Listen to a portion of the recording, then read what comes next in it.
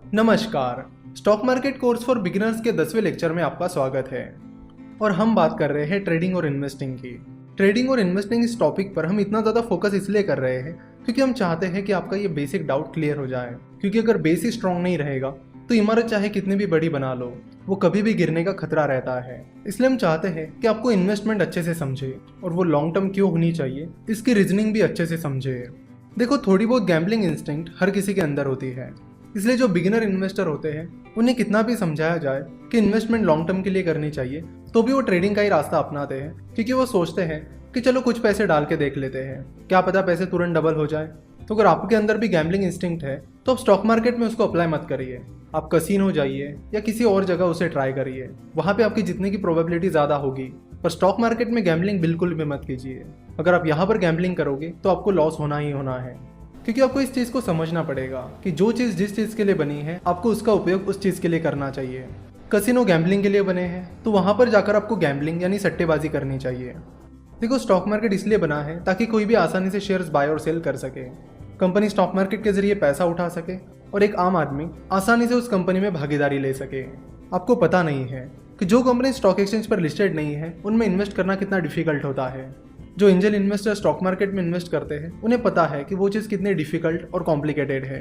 जिन investor को startups में invest करना है उन्हें पहले कंपनी के फाउंडर्स को कांटेक्ट करना होता है, चेक करना होता है कि क्या उनको फंडिंग की ज़रूरत है या नहीं। अगर है तो फिर बात आगे बढ़ेगी, उस कंपनी का वैल्यूएशन निकाला जाएगा और फिर आगे प्रोसेस चलती रहेगी।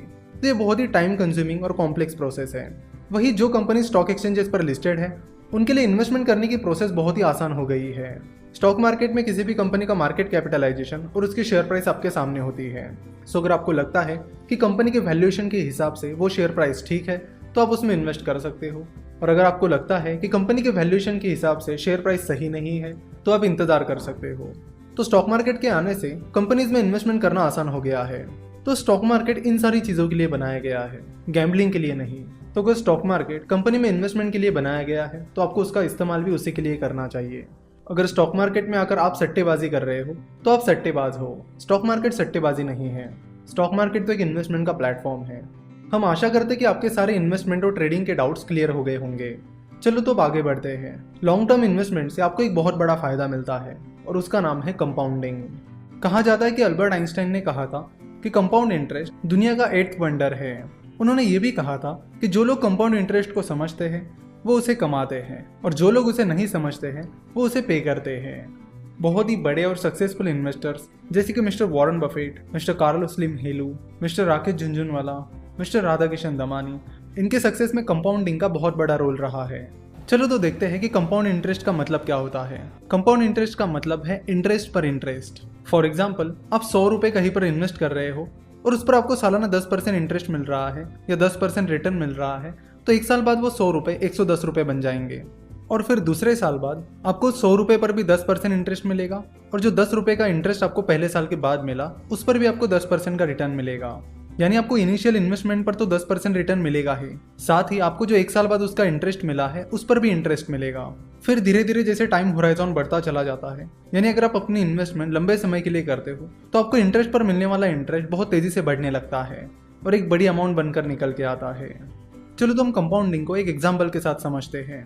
सबसे पहले आपको गूगल पर सर्च करना होगा रिवर्स CAGR कैलकुलेटर। CAGR का लॉन्ग फॉर्म होता है कंपाउंडेड एनुअल ग्रोथ रिटर्न।